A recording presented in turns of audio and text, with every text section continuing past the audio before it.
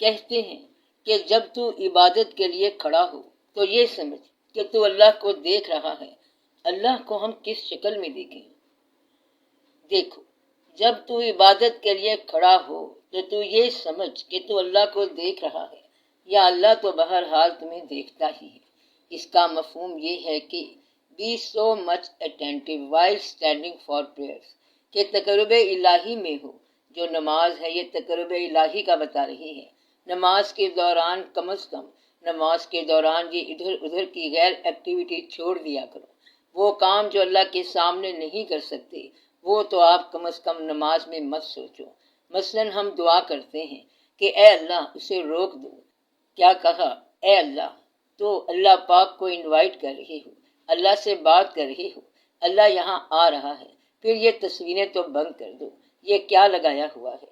وہ کام جو گھر میں ہو رہا ہے جہاں اللہ کو ہونا چاہیے، ادب کا تقاضا یہ ہے کہ وہ کام ہٹا دو، پھر اللہ کو بلاؤ، یعنی کہ مہمان کے مطابق مہمان خانہ بناؤ۔ آپ بات سمجھ رہے ہیں؟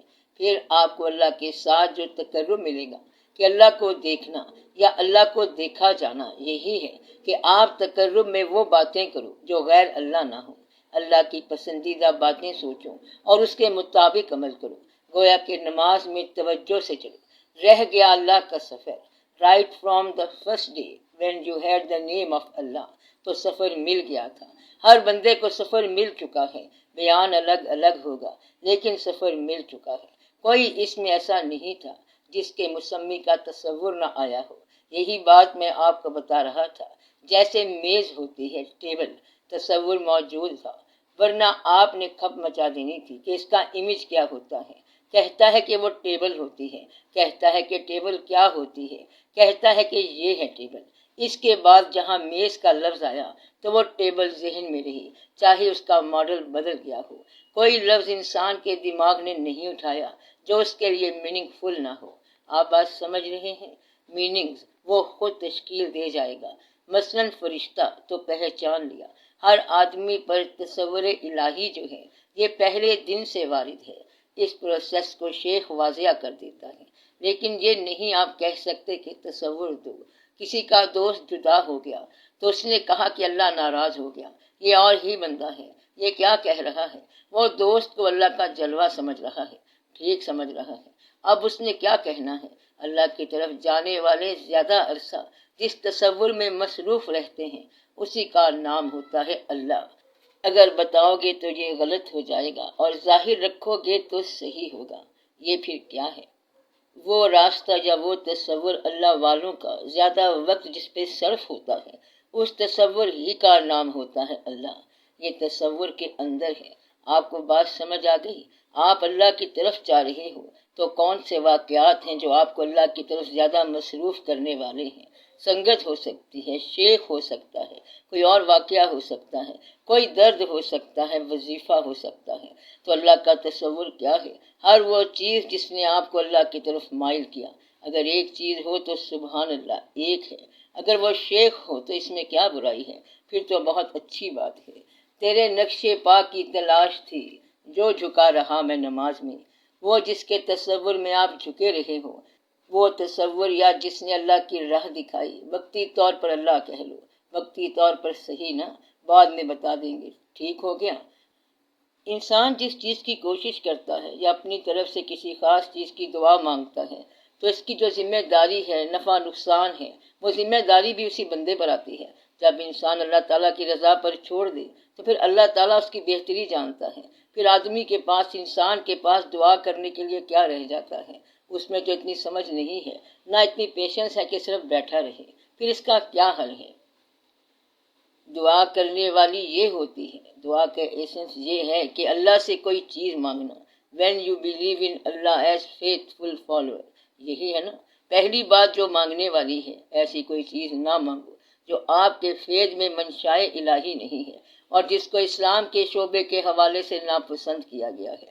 وہ چیزیں جو اسلام نے ناپسندیدہ قرار دی ہیں ان چیزوں کے لیے دعا نہ مانگو، ورنہ عام طور پر یہ ہوتا ہے کہ انسان پسند کے ساتھ متاثر ہو کے اس کے لیے دعا مانگ بیٹھتا ہے، جس سے پتہ چلتا ہے کہ گناہ ہونا ہے، اور وہ دعا مانگتا ہے سنسیئرلی، اور دعا منظور بھی ہو جاتی ہے۔ مثلا اسلام میں رشوت منع ہے، تو اللہ کی بارگاہ سے اس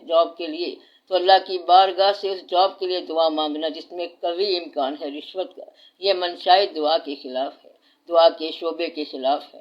ایک ایسی چیز کے لیے اللہ سے دعا مانگنا جس کا نتیجہ آپ کو رضائے الہی کے خلاف لگتا ہے، افیکٹو اور ٹو بی مور افیکٹو کیسے ہو سکتے ہو کہ تھوڑا سا نقص کر کے، رشوت دے کے یا لے کر۔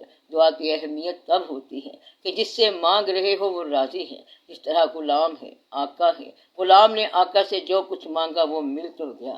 ایک جگہ ایک شیخ کہتے ہیں کہ ایک آقا غلام پر راضی ہو گیا، اس نے کہا کہ میں بہت خوش ہوں، بول کیا چاہیے؟ کہتا ہے کہ اجازت ہو گھر جانے کی، مجھے چھٹی دے دو۔ مطلب یہ کہ یہ مانگنا، وہ چیز مانگی جائے جو دوری ہو، تو وہ دعا نہ مانگو۔ مانگنے والی سب سے اچھی چیز کیا ہے کہ یا اللہ ہمیں اس تقدیر پر راضی رہنے کی توفیق عطا فرما جو تو نے ہمارے لیے مقرر کر رکھی ہے، یا ہمیں وہ چیز مانگنے کی توفیق نہ دے جس میں تیری ناراضگی ہو۔ یہ حدیث شریف ہے کہ بادشاہ بننے کے لیے بھی دعا نہ کرنا۔ اگر تم دعا کے ذریعے بادشاہ بنا دیے گئے تو سلطنت کے نظام کی خرابی تمہاری ذمہ داری ہوگی، اور اگر اللہ بنا دے تو پھر اللہ تعالیٰ خود ہی امداد فرمائے گا۔ اس لیے کبھی مرتبے کے لیے بھی دعا نہ کرنا، منصب کے لیے دعا نہ کرنا، کیونکہ پھر تحفظ منصب تمہاری ذمہ داری ہے۔ جب اللہ منصب عطا فرماتا ہے تو پھر اللہ تعالیٰ اس کا انتظام کرتا ہے۔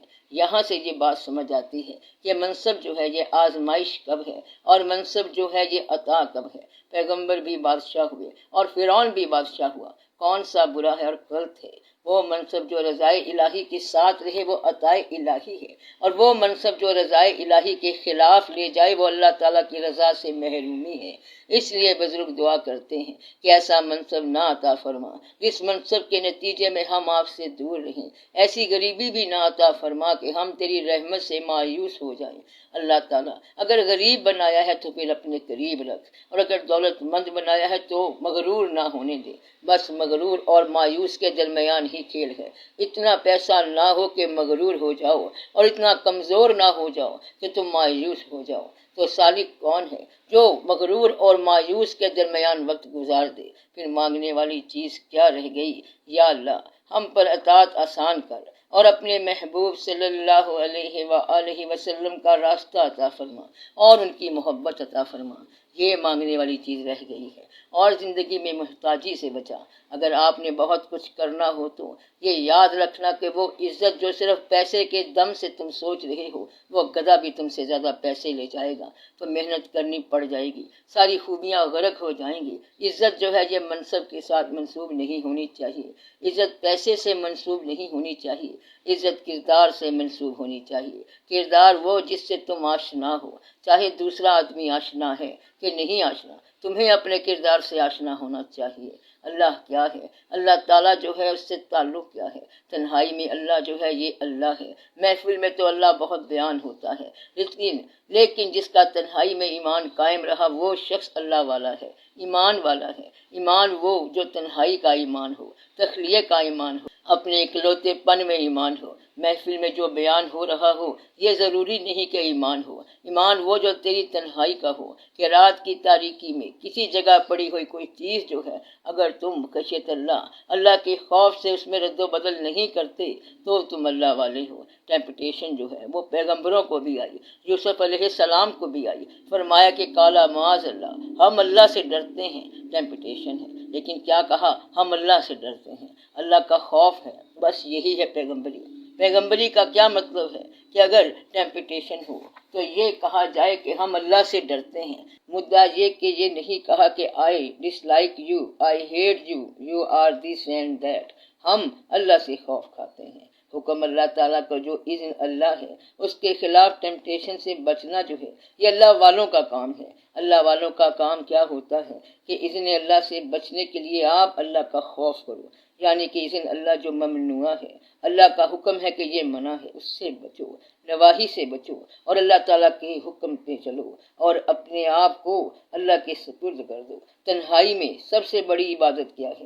جب تنہائی میں یا ایسے موقع پر تمہارے پائے استقامت میں لغزش نہیں آئی، کون سی؟ جب تم تنہا تھے، کوئی دیکھنے والا نہیں تھا، کوئی جاننے والا نہیں تھا، کوئی گواہ نہیں تھا، اس وقت تمہارا ایمان قائم رہا تو تم خود بخود ہی اللہ والے ہو گئے۔ بس یہ ہے تمہاری اپنے آپ کی آزمائش۔ مانگو کیا اللہ تعالیٰ سے؟ وہی چیز مانگنے والی ہے کہ یا اللہ تو مہربانی فرما، ہم پر آزمائش نہ آئے۔ آسانی جو ہے آزمائش بھی ہوتی ہے، فراوانی آزمائش بھی ہوتی ہے، اور فراوانی انعام بھی ہوتا ہے۔ غریبی آزمائش بھی ہوتی ہے اور غریبی آسانی بھی ہوتی ہے۔ وہ غریبی جو مایوس بنا رہی ہے، یہ پھر تمہیں سزا ہو رہی ہے۔ اگر غریبی تقرب دے رہی ہے تو یہ اللہ کی مہربانی ہے، اللہ کی مہربانی نتیجہ ہے۔ اپنا الٹیمیٹ انجام دیکھا کرو۔ وہ واقعہ جو مانگ رہے ہو اس کا الٹیمیٹ انجام کیا ہے؟ کیا یہ تمہیں اللہ کے قریب لے جائے گا یا دور لے جائے گا؟ قریب لے جائے تو غریبی بھی اچھی ہے، دولت بھی اچھی ہے، دور لے جائے تو غریبی بھی عذاب ہے اور دولت بھی عذاب ہے۔